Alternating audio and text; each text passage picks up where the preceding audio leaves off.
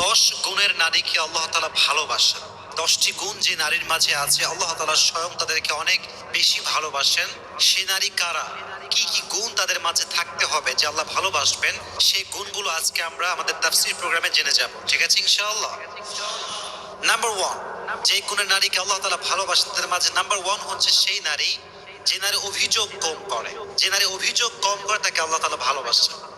অনেক মেয়ে দেখবেন অল্পতেই অভিযোগ শুরু হয়ে যায়।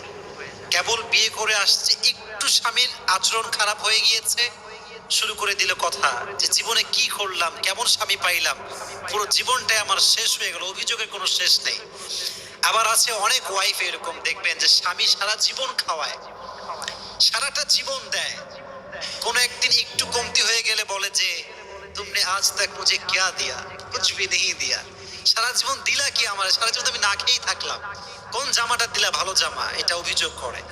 তো প্রথমত সে নারীকে আল্লাহ তাআলা অনেক ভালোবাসেন যে নারী অভিযোগ কম করে। আল্লাহ প্রত্যেকটা মা বোনকে অভিযোগ মুক্ত জীবন দান করুক, সকলেই পড়ে আমিন। জীবনে সুখে থাকার সবচেয়ে সুন্দর একটি মাধ্যম হচ্ছে অভিযোগ কম করা। আল্লাহ আমাকে যা দিয়েছেন I am happy with that, I don't have any complain about that. আমার কোনো অবজেকশন নাই, আমার কোনো কমপ্লেইন নাই, আমার কোনো রিগ্রেট নাই, আমার কোনো আফসোস নাই। হোয়াট এভার আই হ্যাভ আলহামদুলিল্লাহ উইথ দ্যাট।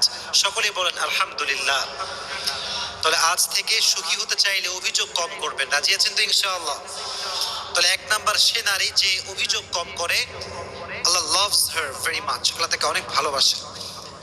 2 নাম্বার হচ্ছে সেই নারী the women who is very patient, যে নারী খুব ধৈর্যশীল তাকে আল্লাহ ভালোবাসে। মনে রাখবেন সবর হচ্ছে এমন একটি হাতিয়ার, সবরকে আল্লাহ তাআলা এমন একটি যন্ত্র দিয়েছেন যা কখনো ব্যর্থ হয় না। সবরকে আল্লাহ তাআলা এমন একটি তীর দিয়েছেন যা কখনো লক্ষ্য ভ্রষ্ট হয় না।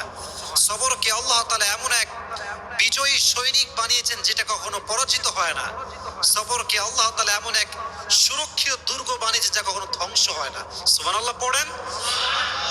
সবর এবং বিজয়ী এরা হচ্ছে দুইজন সহোদর ভাই। যে সবর করবে, যে পেশেন্ট হবে, ধৈর্যশীল হবে, তার সফলতা সুনিশ্চিত, এখানে একটু সন্দেহ থাকতে পারে। There is no doubt in it. So if you want to get the ultimate success, then you must have to be patient. যদি আপনি সফলতার চূড়ান্ত পর্যায়ে পৌঁছাতে চান, ধৈর্যের কোনো বিকল্প রাস্তা আর হতে পারে। নারীদের সবরের অনেকগুলো স্টেপ আছে, অনেকগুলো স্টেজ আছে, ধাপে ধাপে তাদেরকে সবরের পরীক্ষা দেওয়া লাগে। যেমন দেখবেন নারীরা যেহেতু আব্বার উপরে খায়, ভাইয়ের উপরে খায়, তাই তাদেরকে ফ্যামিলি সাপোর্ট খুব কম দেওয়া হয়। মনে করেন ফর এন এক্সাম্পল, একজন মেয়ে পড়ালেখা করতে চায়, বড় ডক্টর হতে চায়, আব্বা বলছে না পারবো না, হবে না, বাড়িতে বসে থাকবে। ধৈর্যের পরিচয় দেওয়া লাগবে।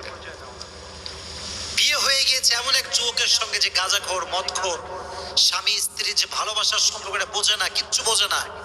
পেশেন্ট থাকতে হবে, ধৈর্যশীল হতে হবে।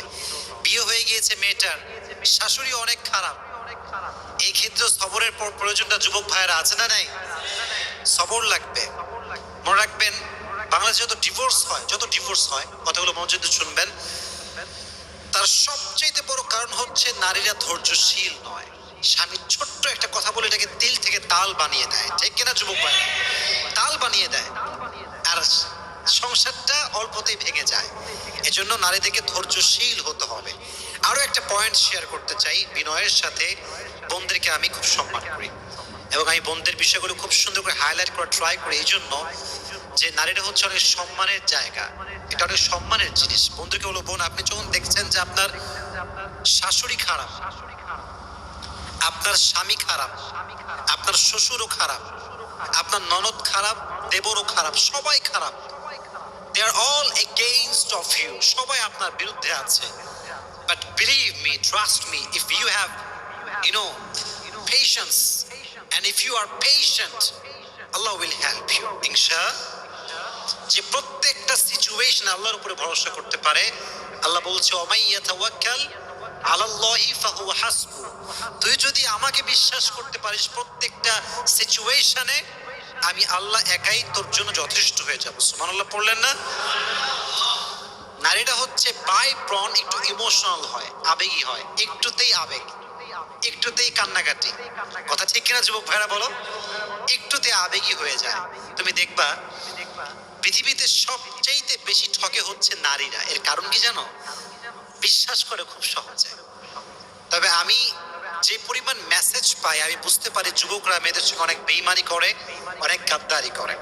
আমি বলবো বোনদেরকে এই কথা, যে নারীকে কোনো পুরুষ সর্বহারা করে দিয়েছে, তার সম্মানে আঘাত করেছে, কষ্ট দিয়েছে, তার ইজ্জত নষ্ট করেছে, তার সতীত্বে আঘাত করেছে, তার সঙ্গে বেইমানি করেছে, গাদ্দারিও করেছে, এই সব কিছু দেখার পরেও যদি মেয়েটা শুধুমাত্র আল্লাহর দিকে ভরসা করে সহ্য